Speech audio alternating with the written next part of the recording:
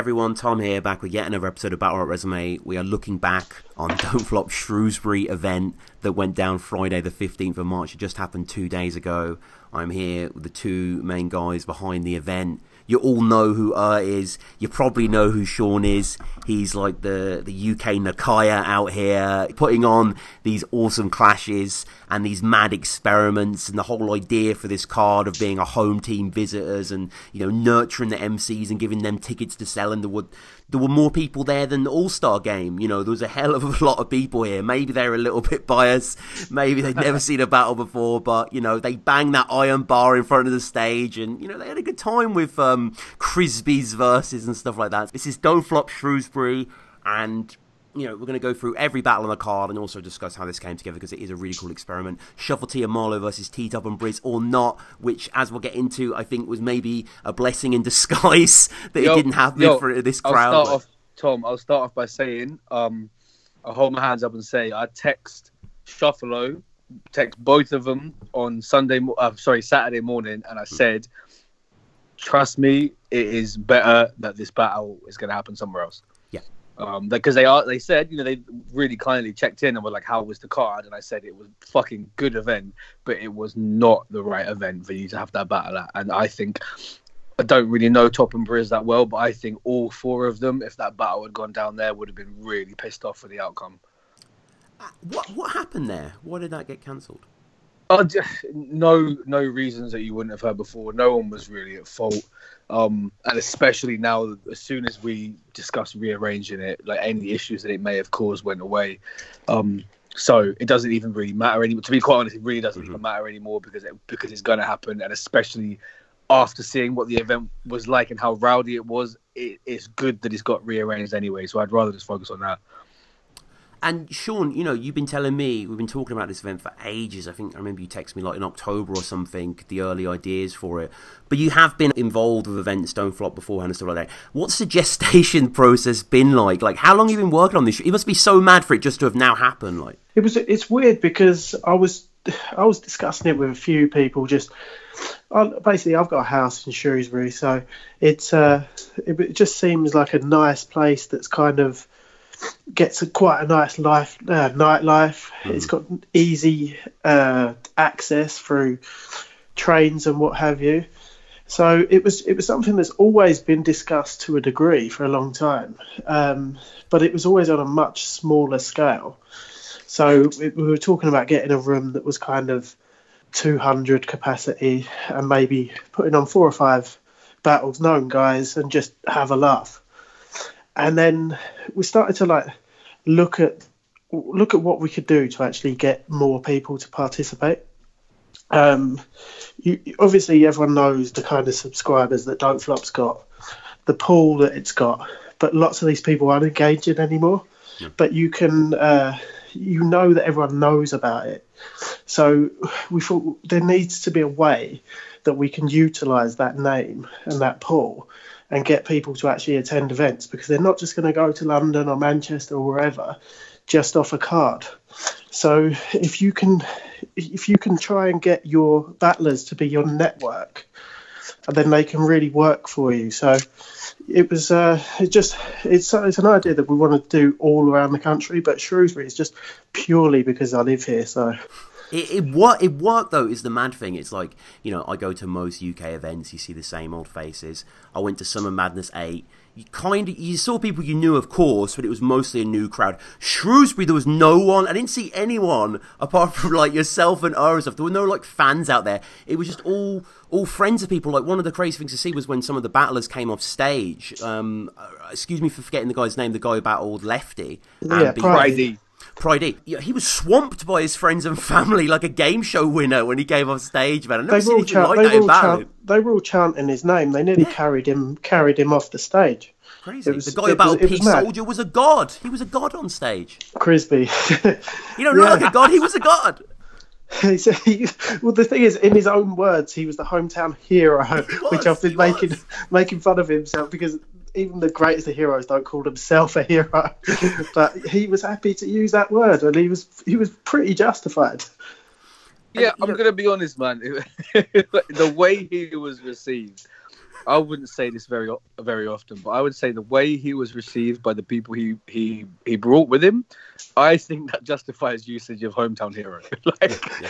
It was a sight to behold. Because the thing is with Crisby's a lot of the guys that were on the card were from surrounding areas, Telford, Ludlow, or wherever. These places are roughly sort of 15 miles away from Shrewsbury, but he's actually a guy who is a full-time musician. He works weddings and what have you, but his main thing is in Shrewsbury he hosts an open mic night, which basically people can go on, and there's no limit to what kind of genre they play.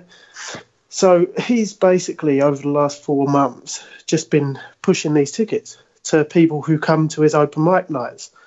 And he's obviously got a good rapport with these people because they've all come and shown him love. And it's like, it was biased, but fair play to him. Look, this no offense, I know you organised this, I know you spent months on it. It wasn't the greatest battle event, and we all know this, like in terms of the actual quality of the stuff. Like I remember saying to you beforehand, I was like, oh yeah, is it bringing out a pay-per-view still? I know Shuffler isn't on it, but it's like, I think this is a YouTube watch, but still, there were so many people there. Like, you know, it was one of the biggest UK crowds that I've seen in years for battle. Yeah, man. I mean, and what did I say? I think it was January when I came on with Jem. I mean, it was amazing to go into an event and know it was going to be packed out. Like, bro, I don't remember. Like, I'm very honest about where Don't Flop currently is. And it's people like, you know, Sean that are actually dedicated to kind of taking it out of the rut that it's been in. But it's like before we started having these kind of events, bro, I don't know the last time. I mean, Retaliation last summer, I had a great event, but that was, you know, a standard turnout. I think we had about 120, which again is a perfect example. If you compare 120 to our last time in Sheffield, I think we had about 300. So it's quite a big difference. Yep. So for us to be, from before we had even announced the flyer, we did these paper tickets, and we specifically didn't put any of them online. We actually told the MCs as well. We were like, don't post any pictures of the paper tickets because this is a trial run that we're doing. And if it doesn't work, we don't want people asking for paper tickets in future. But to see how well the locals bought into the paper ticket idea, and like I said, that already by the time I'd come on your show nearly 3 months ago now, we'd already sold like 250 or something. So when Sean was asking me on like Thursday, Friday, like, what should we tell the venue is the final numbers? It was crazy when I was adding it up, and I was like, well, as far as sales, we're looking at 500 plus. Do you know what I mean? And it's like, if this was 2015, I'd be, you know what I mean? Might give the shoulder of my t-shirt a little pull and be like, yeah, 500. You know how we do, Don't Flop. But for 2019, for us to be able to tell the venue, you should be expecting 500-600 people. And of course, we said to them, not all of these ticket holders are going to turn up. So I would assume we didn't. Unfortunately, we forgot to get a final count of the people. But from anyone that was in the room, it was the actual people attending. It would have been, I would say, between 450, maybe maximum 500. But let's say 450 to be safe. So, like you said, for a UK event, in the current climate, with no main event, no big names on the card, it shows that, you know. And I take zero credit for the idea. I've always said this: the idea of the visitors home thing is all Sean's idea. So for an idea that we just trialed out of the blue to sell that many tickets, you can see why. Like today and yesterday, we're like, fucking hell, we're onto something here. And the first battle is supposed to be tight. Way to kill the mood, man. So, I mean, as a stage, as a setup, then this was a new environment, really, and the crowd were building, and there were tons of people in the room, and, you know, people were very excited for it. So, Tidal versus Blunt Ted is how it kicked off, Sean. It was supposed to be versus R10, right? This is right, yeah. R10, people who sort of saw the hip-hop and the grime ciphers, he was in both of those. He was a guy that we liked, and we thought that he came along and he performed well in the ciphers. He seemed to get pretty decent reviews, and he had to drop out, and it was literally a week before. And I mean, I've settled things with him since. I saw him at the event, but he knows that I wasn't happy when he dropped out, because obviously, you know, Tidal had actually pushed some tickets for us as well. He was someone who knew he had people to come. We said, look, we've got some discount tickets. People would take a time off work, and it wasn't cool. And so basically, Tidal said, I really, really need you to rearrange a battle for me, because I've as much as he'd prepared, he'd also sold tickets, booked time off work, and what have you. So we had to put it out there and try and give him an opponent. And Blunt Ted was basically he stepped up. As it was, he fucked up his second round. Like, Ted, you're better than that. Like, yeah, yeah. And he flopped, as I say, he flopped, man. He totally did. And that's it. But that's how that battle came about. There was no thought process behind it. It was just. We're a long way from Sunburn 2, right? Sorry, but I'm just eating a massive piece of bread and hummus. Oh my god, the stereotype. I'm back. Sorry, I thought Sean was going to talk for a lot longer. So ask me that again. Sorry. No, I mean, okay. What did you think of this battle, man? I could tell you were disappointed when Blunt Ted jerseyed his second. Like, yeah, no, but really, for your first appearance on Don't Flop, it is a massive stage. And if I'm being honest, it was such a last minute thing that we could have started flicking through the roster and thinking who would be the right matchup for Tidal, who can handle 6 days prep. But I'm busy, Sean's busy. It happens to be that Tidal was conversing with Sean about it. I actually don't know, but Sean can tell you, but I don't know the process of how Ted got chosen. But it's just as simple as that he's on our radar, as in he's already applied to do a tryout, so we know he wants to battle on Don't Flop. And it was such a decision that needed to be made as quick as possible. So I think Sean just made the call and just said, right, well, Tidal's down to quite literally battle anybody he can spit his rounds to. Blunt Ted said he's up for it.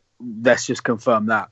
And it's not, I wouldn't say it's like a regrettable decision because okay, the battle wasn't very good, but the other option was, in the lead up to a really important event. No offense to Tidal, but in a really important event, we end up spending 3 days messing about setting up a 60-second warm up opponent, and it's just there's no point. It's like. But talking about that battle in general, we've had Sean and I have had like a very brief debriefing with each other, and one of the first things that battle made us realize was that in a non-Don't Flop setting, what is essential is start with a definite banger. Because if you come to a Don't Flop event, like a Brixton Jam or a Concrete or whatever, if there's 8 battles on the card, the smallest battle is first. And if the smallest battle, they choke 3 rounds, which actually, you said about Sunburn too, Liv Winter and J Red was the first battle of the day, and she did choke every fucking round. Yeah. But nobody left because I've been to Don't Flop. The main event's going to kill it. But what we realised was, because that battle overall was a bit shit, people in the room, I could sense it. The people that had never been to Ballarat before probably look at their mates thinking, you've dragged me along to this event. I thought it was going to be like 8 Mile, and it is turning out like 8 Mile because the first battle is whack. Do you know what I mean? And I could sense that. And then, so that's what we've learned from it. So in a way, I'm glad that it happened, because it's like, okay, it had a choke. Starting off an event with a choke is really not setting the tone properly. But now we plan to do many more of these, and you can definitely bet your bottom dollar that the next one we do, we're going to pick possibly the best battle on the card. I say the headliner, but obviously, because imagine if the Shuffle battle did happen, and imagine setting the tone with Shuffle T and Marlowe versus Briz when there's 500, 600 people there. But it's going to be a very different story. Yeah, but imagine if whatever the last battle would have happened at 11:30 p.m. and we were all there. The venue had thinned out a lot by the end of the night. So imagine when there's half the crowd there and they're drunk as fuck. That is not when you want to put your best battles on. We've definitely learned they need to go right at the beginning of the night. And if you ask any top tier battler, the ones that have got their egos in check, they will all want to go on first. Like every Don't Flop event, battlers come up to me and go, where am I going? Where am I going? Can I go on first? It's only the ones that are really on their own dick that are like, no, I'm going to turn up late, so you deliberately have to put me on later. Do you know what I mean? So I think going forward with this, anyone we book, we're going to say, you might not be used to going first, but please take our word for it. In this environment, you should. And Sean, like cinematography wise, one of the things I was impressed was I think you had like 4 camera guys all over the place. Like, I think the event is going to look good. Yeah, we had 4. Yeah, we have 4 videographers. We had 2 guys just taking stills all night long. So yeah, it's all been covered. I haven't seen any of the footage yet. I don't know if Rowan's seen it, but yeah. So we've got all the angles covered. So yeah, it should be good. And what was the next battle, the on-beat battle from the guys? I'm trying to no, the next battle was meant to be Boski and Oh Ruckus. yeah, of course it was. So, what the fuck was that? The Shrewsbury gang. Shout out all the Shrewsbury gang. Oh my god! I know they can't wait to hear us talk about this. Yeah. So basically, I mean, Ruckus, he was someone who I had ultimate faith in. Like, I'm talking going back to big word, bro. Big word. No. By the time it got to the event, it had got rattly. But, but from day one, he was just someone who had all the talk. He guaranteed me the ticket sales. I'm one of the most popular people in Shrewsbury. Right. He got all his money to me up front. These tickets all flew out. And then the warning signs were at the Cypher event. When we went to film the Cyphers. And he was very, very nervous. And we were kind of like, had to have strong words with him after that. And basically say, look, this is not acceptable for the main event. What's your reasoning? He said he'd flipped up his bars a couple of days before and he wasn't comfortable with them yet. This is why he was nervous. We sort of drummed into him, look, this is a really, really big deal. You've still got a long while to go. I don't care how intricate you come. You want to prioritise your delivery and actually getting all of your bars out. That's what we want. He promised, he was there, he was ready. Yes. And it comes to the event. I see him. He's one of the first people I saw in the building. He came, shook my hand. He was ready, supposedly. And then he just got called, and he did turn up with a lot of people. That's one of the things he didn't gas about. But all of a sudden, these people were running around the place trying to call him. He did vanish. He'd vanished. He'd left all his people. He didn't. You started a countdown. I've never seen that before. That was the funniest thing was I was like, we're going to do a 60-second countdown. And after I said it, I realised that 60 seconds is going to drag so fucking much. And that's why I was like, sorry, we're actually going to do just 15 seconds. Because I also realised if you're going to get on stage, you're going to get on stage within 15 seconds, 10 seconds. It doesn't matter what the time is. If you're there, you're on it. Do you know what I mean? And if, really, we all know by the time I did that countdown, I knew he wasn't coming. I like that was just a kind of like, let's make light of this fucking embarrassing situation for all of us. And it really, I think that again links back to the first battle, because imagine if the first battle had been the Shufflo Briz, everyone would have been buzzing. Second battle doesn't happen. It's not really the end of the world, but it's the fact the first battle didn't really pop. And by the way, I mean, we were saying the first battle didn't really pop. I mean, Tidal did his thing. We got a shout. Yeah. He turned up prepped. It was just simply the fact that the last round of the battle had a choke in. And then the second, and that's when I did start getting a bit embarrassed. I was like, there is so many new fans in the building, and they've now seen a choking battle one, and then the geezer who's meant to be battling, the funny lad stood on stage, spinning around, dancing and talking to the crowd, and has not even fucking turned up. Bowski would have been brilliant in that environment. He would have killed it. From day one, you have to understand, from day one, if I was doing a small room, a small room, 100-person event called, lyricists only or whatever, Bowski's my guy, but he wouldn't be the first guy I'd holler. But when Sean and I started discussing this idea, and Sean was real clear with the direction of this event of where we need to go, and he said, he was like, we haven't over the last year positioned ourselves to be, appeasing all the old fans. So we need to go even further in the other direction and put on battles that new people are going to love. So honestly, hand on heart, one of the first names he brought up, he said to me, someone like Boski. I think it was Bowski after Mickey. It was Mickey. Yeah, it was Bowski. Mickey was a no-brainer. Mickey was 100% no-brainer. Mickey Worthless has to be on his card because fair few people in the building will know him anyway. And the next one, he was like, has to be Bowski because he just has a style that everybody, like northern pissheads, would just find funny. Do you know what I mean?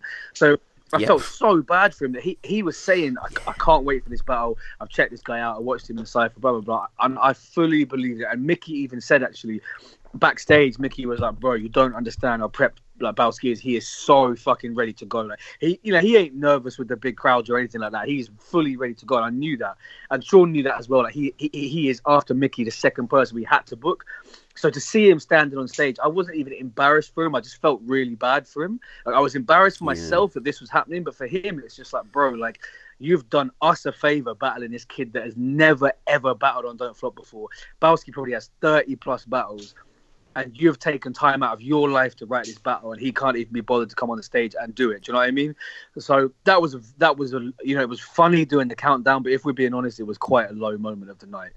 It was at that stage I was worried, because not only that, I had a lot of people that knew me there as well, and I was stood with them for the Tidal and Blunt's Head battle. I was stood with them, and then debacle, as you can say. Yeah, and then when this happened, I'm looking around and like, I mean, I surround myself with positive people, so they're all sort of like patting me on the back and that, but I was worried, and it was so next up was Mickey against Triple J, and we were like, we need a big performance, and we got it. So what did you, Tom? How did you, when we were doing the countdown and he wasn't getting on stage? Like, were you in shock, or did you kind of expect I've never seen. Like, there's this, I can't remember what they call. They're like this strain of the Yakuza, which are like Japanese debt collectors that go outside people's doors with microphones and just call them out on their sins and stuff. And it felt like that. Everyone was just listening, like, willing this man to turn up. I can imagine him in some cubicle just sweating as the countdown reverberates. We were all making a joke out of it because it was embarrassing, but we all wanted the best for him. None of us was saying, I want it to come out on time. Fuck off. We were like, bro, we're all here waiting. Let's go. Like, you've had time to prep. Now it's time to deliver. Like, all of us wanted it. Bro, when his boy got on stage and I thought it was him, my heart sank, mate, honestly. And then when his boy did the kind of, beheading motion with his thumb, and it was like, it's not the ultimate sign. Yeah. Bro, he gave me that. The last person signed 2 minutes, and then he gave me the beheading thing, and I thought, oh man, yeah. Well, the last person to see him, to my knowledge, was pri-d. And I spoke to him about it. And he basically talking about it like he's fucking Madeline McCann. He was last sighted. Yeah, like, it's a disappointing 8-part documentary on Ruckus out. Like, so basically, this is his account of it. That he said he went up to Ruckus, said, "Are you ready? You're on next." And he said that he got a blank expression back from Ruckus. And he said, I think when he left to go and be sick. Oh. And it's like, and then he was never seen again. But I've had a message from him today that basically just said, I under-prepped, I wasn't ready. When I got there, it all got on top of me. Yeah. And I had no way of explaining myself, so I just disappeared. Which, I mean, it happens. There are a few things you can rely on at an event, and something like that will happen, and something like Mickey Worthless pulling out the hat will happen as well. Him versus Triple J, that was built up well, I felt. You had a lot of extracurricular activity and stuff like that, but there was an extra video dedicated to those guys, and it added a lot of context, I think, to Clash. Let me just say from the get-go, yeah, even a year ago, I would have never thought these words would come out of my mouth. But without a shadow of a doubt, you know what I'm going to say. Mickey Worthless had performance of the event. Right. When he was in Don't Flop before, I fucking hated him. He never had anything close to performance of the event. But I'm never one to hate him, bro. Like he had clearly the best performance of everyone on beat and a cappella, as far as I'm concerned. Well, you had a lot of people that were rightly sceptical after what they'd sort of seen so far, and he came out and dropped his first bar, which was the Dwight York bar, and everyone just went nuts. And it was, and that was it. The ball started rolling from that point. Yeah, you had the hypnotised section as well. I think Triple J brought something in the first. And this is what you wanted to see, ultimately. Like, all of them prospective hometown heroes fighting against your guys. And it didn't quite happen. But, I mean, yeah, not a disappointing clash. It must have been quite a surreal feeling that the event was just happening in front of your eyes, and we're getting to the fourth battle now. Yeah, all this planning. That is actually exactly how I felt. I think I turned, because when you were all standing in the corner, I think I turned to I turned around and said to Sean at one point, I was like, it's actually mad. It's so funny you just said it, because that's what I said to him. Yeah. I was like, it's so mad. This event is actually going down. Like, we have spent so many months trying to perfect every small detail. And now I'm standing here. And like you said, you know, with Mickey and Triple J, we really saw something with those two, like, because we know Mickey's personality. And if you meet, you know, I'm sure as Jay does more events, people met him more. Like, I've met him a few times. Sean's met him a lot more. He is like a mini Mickey, and we said that to him the first time we met him. We were like, I said to Mickey, he was like, "What was he like?" And I was like, "Bro, he's what I imagined you were like when you were 18." Do you know what I mean?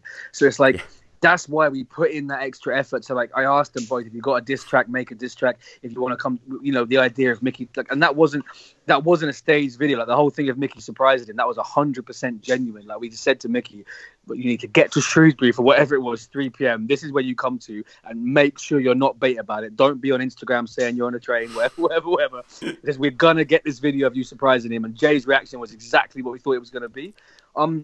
So it's like, it was very surreal to see them going at it. Not that we'd like created some like large beef between them, but it was nice to see it culminate on the stage.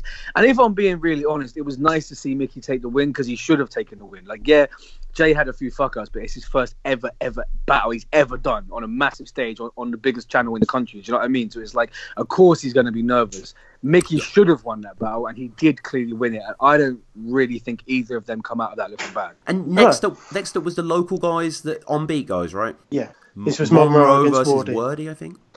Yeah, that was the first one. Yeah, Wardy versus Monroe. Wardy, that's right. It was cool that these guys were being given a shot, I suppose. It kind of was emblematic of the spirit of the event. Yeah, but I think Monroe really killed it.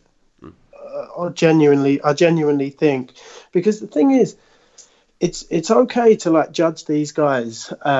We've sort of built this up as being a big event, and we've put people against big names, so they're being judged against big names, and obviously they're going to fall short of that. But it's all of these guys' tryouts, and I think that they should be judged as tryouts. And it's tryouts who are on a stage in front of a lot of people, where you see a lot of people go up there and flop. They can't handle it sometimes.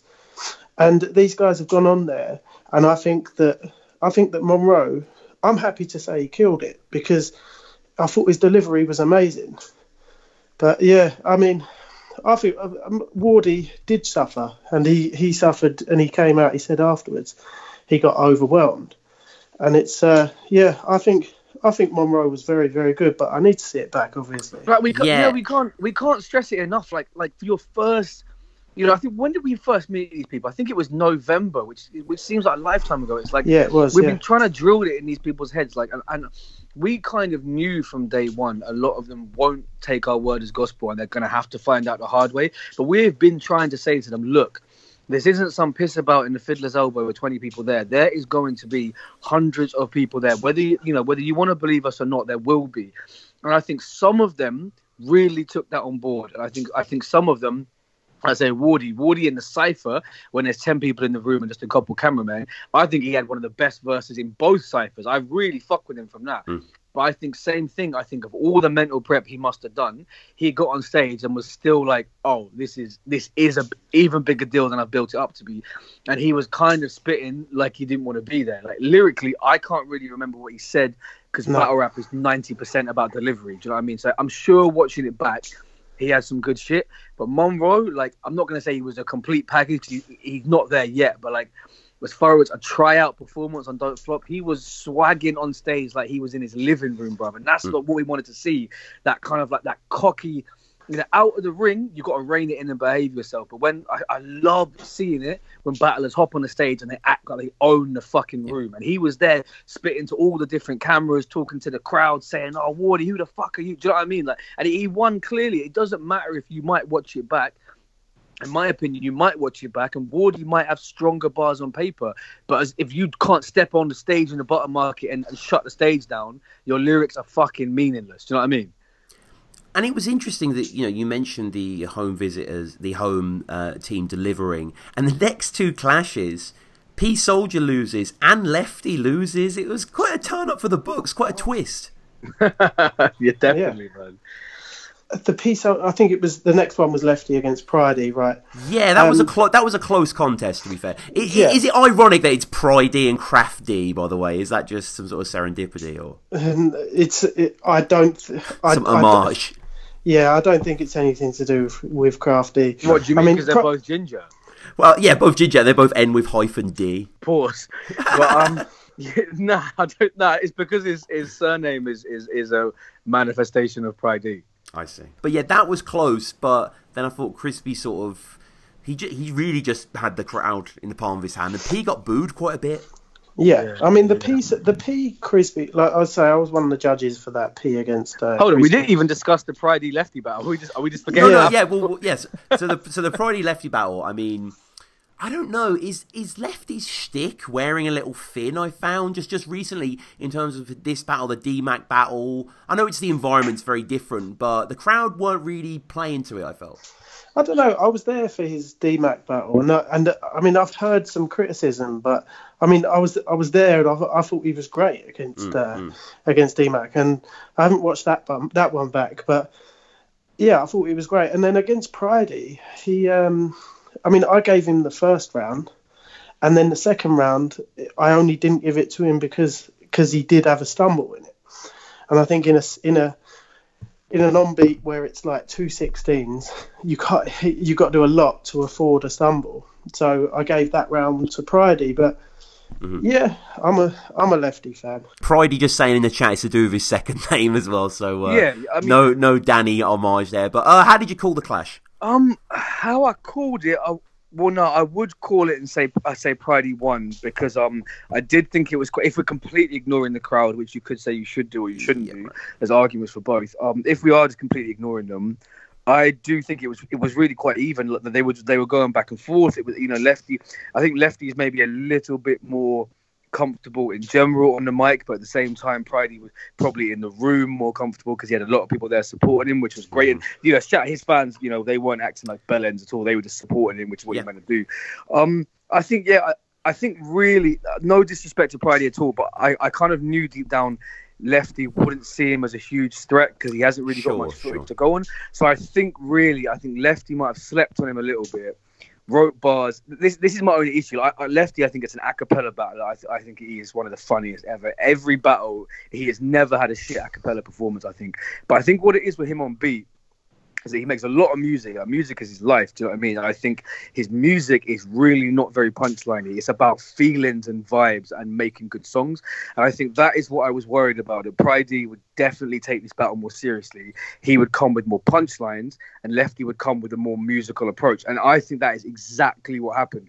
That his delivery, it was gassing me up. You'll see in the footage. I love watching Lefty live. Like when he's in pri-d's face spitting, the way he's spitting, he was killing it. But I just think he didn't have enough actual bars. Whereas pri-d comes back, he's got the crowd on his side, and he's got punchlines directed at Lefty. It's kind of like he's obviously going to win in the end. Plus, it's kind of even, and Lefty fucks up and needs that reload instead of earning it, and it's like, okay, pri-d's won.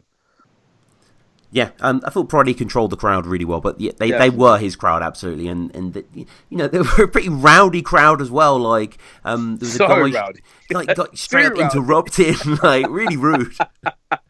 It was wild in there, but it was wild. It was amazing. Though. Don't deny it, bro. It was amazing. No. Honestly, it was one of the most unique crowds I've seen. Like it was SM8 style, rabidness. But, there was a lot of women in there as well. Let's put that on paper right now. We had a battle rap event, and we didn't trick women into coming that Chipmunk might be performing or some bullshit. They came to watch the battles, and they had a great time. Sean, what about P Soldier and Crispy? I mean, for me, Crispy was a bit of a revelation. I think he could battle some cool dudes in the league. Trust Tom Kwei to feel no one on the card but Crispy. He did do a video game scheme, and you point to me and you're like, you love that. I was like, he was like, do a FIFA, your Final Fantasy. It's like, dude, that is so shallow. Like, it's weird actually because my wife came along to this event. It was she's got zero interest in battle rap. She hears it from my monitor and just thinks, oh, it's that weird thing that he listens to.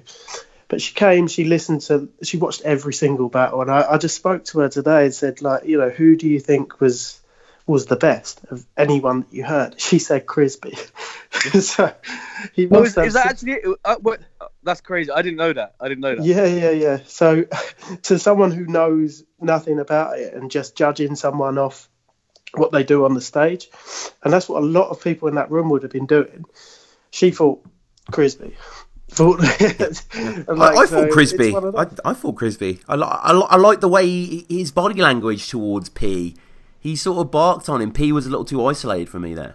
Yeah. It's not, Crispy's friends overreacting. Like he's an adult and his friends are adults. Like he is not. I made that clear to him. Like, he was apologetic and said, "I wish they hadn't gone so crazy." And I said, like, bro, like it's not.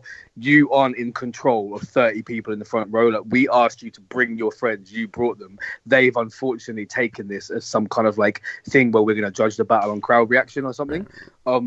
But I felt bad for him because it's like I think has gonna be shown in a negative light from that battle because they're gonna say, "Oh, it's battle rap. He brought a load of dick riders." When if you were really in the venue, it really wasn't like that. He was focused on battling P, and I think his friends didn't really understand that not every bar you drop is a slobber knocker massive punchline. So it's like they were just kind of reacting to anything that he said, and one of those times where it's like. I think we spoke about this before, how at certain battle events, people drop bars and you kind of want to like pause time and look around at everyone and be like, how many of you actually fucking understood that bar? And how many of you are just pretending because you want to fit in? And that was one of those moments. He was saying shit and I was kind of like, I don't think his friends are actually paying attention. They're just like, oh, okay, that's the end of the bar. Let's cheer. That's what made him look like a dickhead. I think that's why P eventually walked off because he was just like, this is not even remotely fair. Yeah, I mean, but I did give P the first round because I thought P was very good and was very funny, and his thing where he said about you look like you play with swords in a field or something like that. Yeah, that one resonated with me. I just thought that is takes you back to your youth, yeah. Yeah. So I gave him that first round, and then I may have been on my way to giving him the second round. But he obviously walked off, and you can't give him a win. But I know, Tom, you gave it to Crisby, didn't you? I did give it to Crisby. I just thought he was something a bit new. I thought and quite effective. I think it's a very hard battle to judge, mate. To be honest with you, it was. Let's say P finishes round and didn't walk off. It's a very hard battle to judge because it was the crowd reaction of the. And it might sound weird to people that we had a venue of that many people and we're being swayed so much by people in the front row, but it's like we can't stress enough they were so overbearingly loud, and not in a chatty pisshead that we're having a good time way. It was a kind of like we're deliberately trying to root for Crispy visually so much, and I think that's what it was. That when we were all standing where we're standing and you're judging, it's very hard to ignore all of that and just listen to the bars because you could barely hear it. So I think really. You could have almost flipped it on its head and just to prove a point, given it to P. But in reality, if you actually looked at the bars of the performances, Crispy did win. So, but I think what felt shit for me was announcing him as the winner and thinking, I feel like the people in the room think we gave it to him because of his mates. Right. You know what I mean? So I felt slightly like, Crispy won, big up him. But actually it was like, well, no, he probably would have won anyway. Yeah. And in terms of the main card, then the final battle was a really cool battle on any stage, really, and a nice way to finish the card. Matter versus Canelta. Yeah, I mean, great battle, but as if you watch the Don't Flop Insta story, you would have seen me post and say, I mean, it was kind of a learning curve, and I feel bad for Matter and Canelta. They had to be the guinea pigs for the learning curve to take place.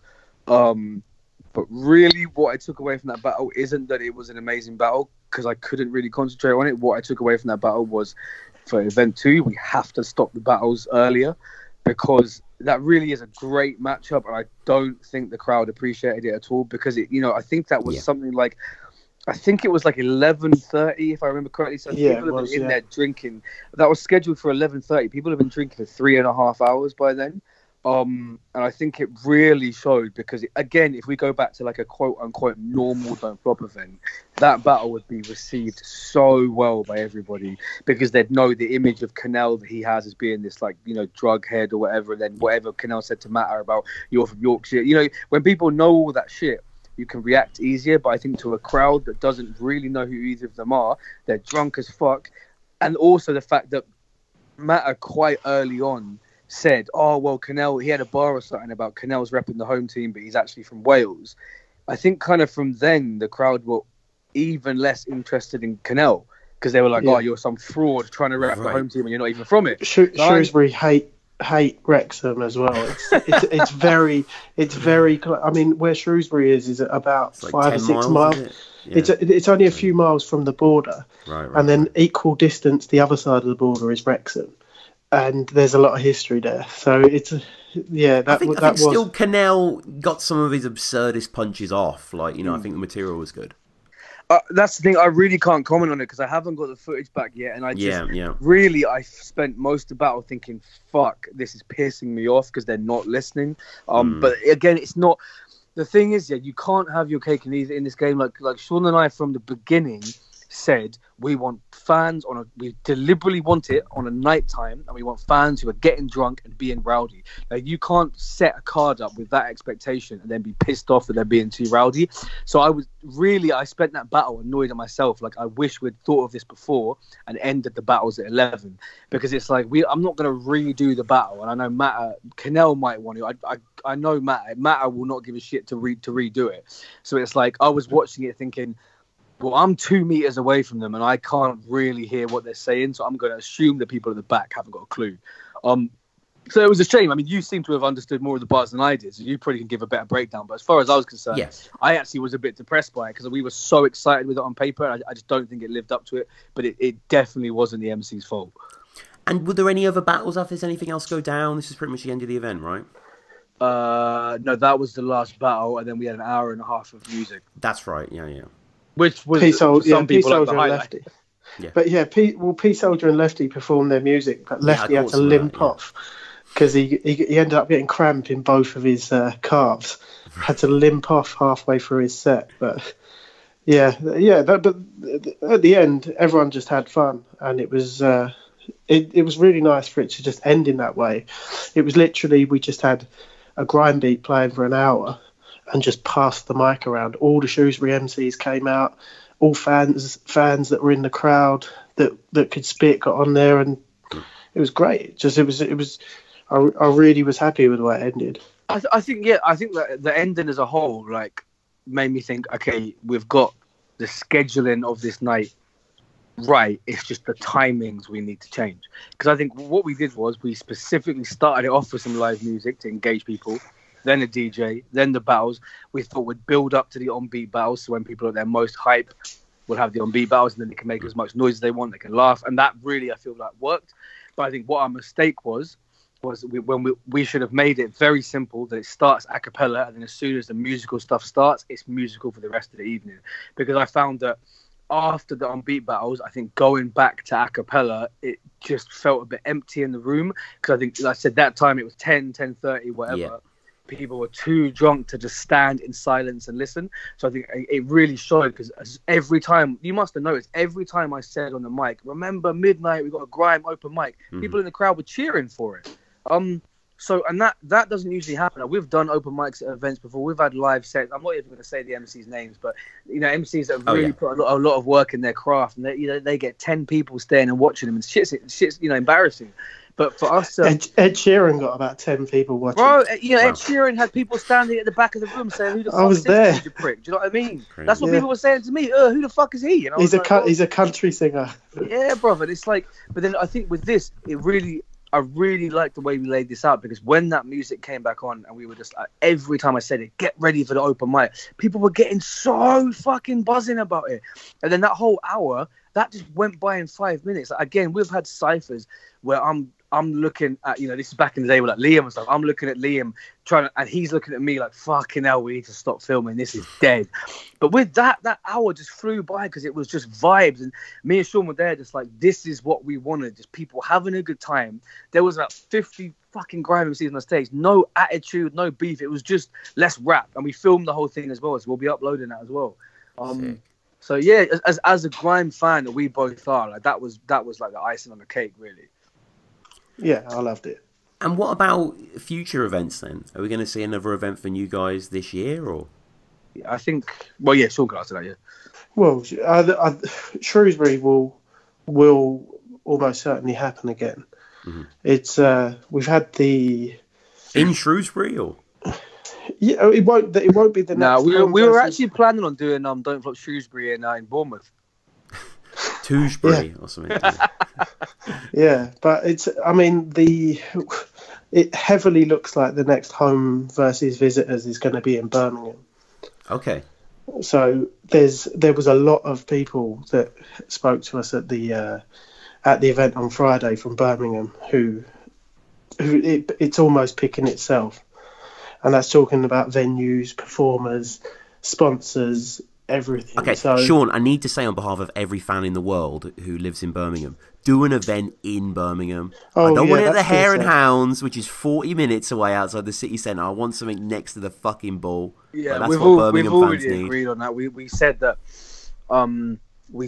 the standard we've set with the bottom market, like, bear in mind, like 6 months ago that I didn't even know what the bottom market was, but like the standard we've set with that, we can't go back to pubs with this event. Like, don't get me wrong, I'm currently planning like 3-4 pub events, but that's for the Don't Flop, heads. For these events, like if we do Birmingham, like I've always enjoyed Don't Flop in Birmingham, but with this card, if we did it, it would be again trying to get loads of new fans. So we would need to pick somewhere that was really classy. Had like just little things like the tech setup we had with the lighting board and everything.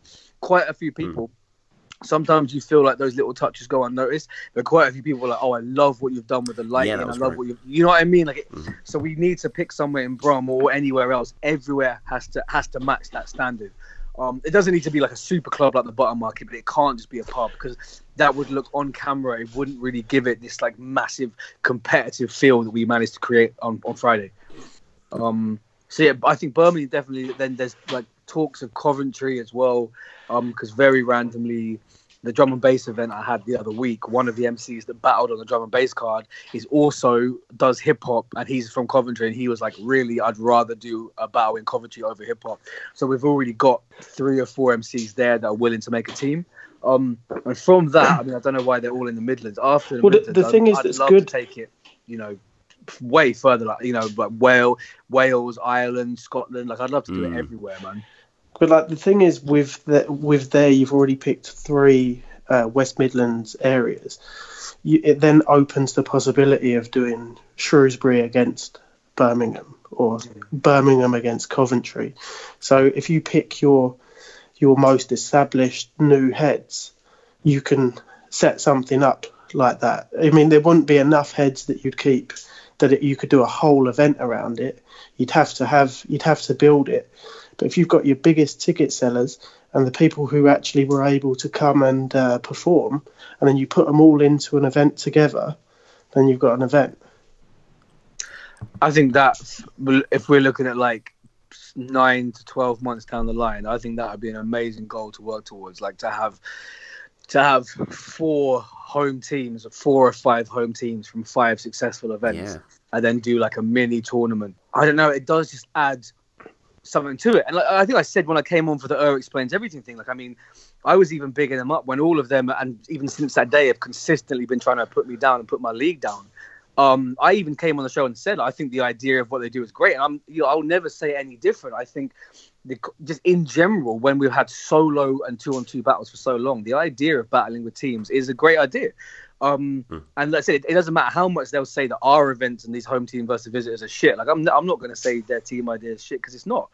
And I think if we can build it to a point where we've got, let's say in 2 years' time, we've done say 10 of these events, and we have 10 teams from literally every corner of the UK.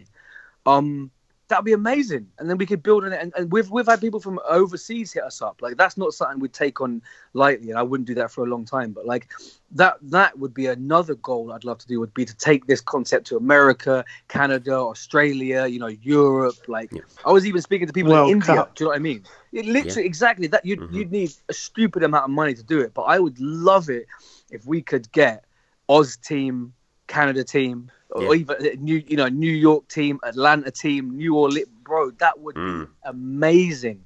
And there's nothing that says we can't do that. Like if we get the right funding behind us and we can lock down the UK first, there's nothing that says we can't do you know, absolute global in future. You know what I mean? You got fucking Oxymiron in Russia. I was speaking to him at World Dom, and he was saying, you know, we got to do something at some point. Do you know what I mean? So we could even take this shit to Russia and do England versus Russia, and, you know, get our heads kicked in at the airport. Get Crispy.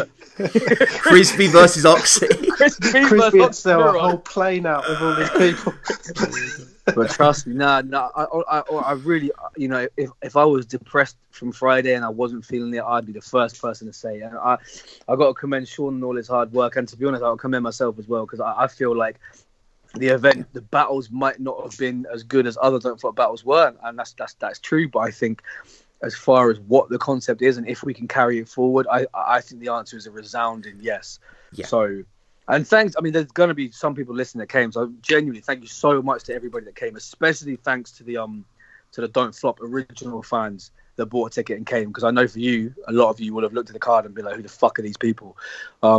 So big up to all of you that came, and yeah, everyone in Shrewsbury that came through, they really came and represented, man. I mean, yeah, it was a grand experiment, really, and people weren't ranking it along the other side of the events, but you guys killed it, and, you know, people really did show up, you know, and it was a fantastic event, and so I'm guessing there's not going to be a pay-per-view. This will just be kind of released on the channel. Yeah, I mean, I can't give you a definite answer. But I will definitely be sending even if it's not pay-per-view, the people who bought tickets at the most expensive price, I'll definitely be sending them the footage early, because I've already agreed that with them. I don't want to go back on my word. So even if we don't sell it to anybody else, yeah, everyone that paid £15 will get sent a link to watch it a few weeks early. But yeah, you're probably right. I don't think it has too much business being on pay-per-view. However, the rematch of Shuffler and Briz will be. Yes. Yeah, I can't wait to see that. May, right? Yeah, we haven't booked anything properly yet, but it's looking like tentatively it's 11th or the 18th of May. But you know, if it can't, we'll just move it to June. You know, but we're really pushing for it to be in May, and there's going to be spaces on the card as well. So anybody listening, any battlers listening who want to battle on the undercard of Shuffler versus Briz on top, it's going to be in London. We haven't picked the venue, but it'll be a decent venue. It's going to be a very elite little card with only a few battles. So we're going to be very careful about what we pick. So yeah, it would be great to get some other Don't Flop heads in on that. So, yeah, I mean, this has been great. Go, guys, check out Shrewsbury Battles. Maybe they're out by the time you listen to this. Go check out all the episodes we've done with in the past. Explains everything that he's mentioned. The Battle Rap Resume episode, the Mastermind episode. With Sean, we covered To The Test 10 as well. Classic Event Rewind. That was a really good episode. So, yeah, there's tons of stuff out there. I guess, finally, how do people get at you? I mean, everyone knows at Twitter, right? It's kind of emblazoned. Yeah, well, do you know what? Really, man, I'll just say, please follow at Don't Flop on Instagram, because if you're already following me, that's great. But if you haven't seen it, we did a whole Instagram highlights of the night. And we're going to keep doing that, because we've been kind of slack on Instagram the last couple of years. But from now on, like every single live event, the Instagram is going to be popping. So yeah, just forget following me, man. Make sure you follow Don't Flop on Instagram. And if you haven't watched it already, go click on that Shrewsbury highlights and you get a pretty good feel of what went down. Sean? I'm just Sean Kwei on everything. Sean Kray, yeah. So I put it on everything. So, it's totally not a propaganda account. It's totally real. Go friend Sean Kray. Sean Kray on everything. Like when people say like I put that on everything, I'm gonna start saying I put that on Sean Kray, because he's a fucking stand-up guy and he deserves his props for what he did for the event. So no, I put that on Sean Kray, man. That was people are never gonna forget Don't Flop Shrewsbury. It was certainly a memorable thing. Well, Ruckus might want to, but we won't. Me, you, Sean, Trademark, everyone else that was on stage, all the fans, we had a fucking great night, and that's what matters. Ruckus has now become a verb. It's yeah. He's this generation's Jefferson So Price. really, what you could have said about Blunt Ted is, he jerseyed, but he just should have Ruckus, really. So, this has been Tom at battlerapresume@gmail.com, Patreon, iTunes, all that sort of stuff. Subscribe to Don't Flop. Check out the future events coming up, the home versus away team versus the visitors coming up. But yeah, Sean, thanks again, guys. Love, man. Love. Yeah, nice one, Tom.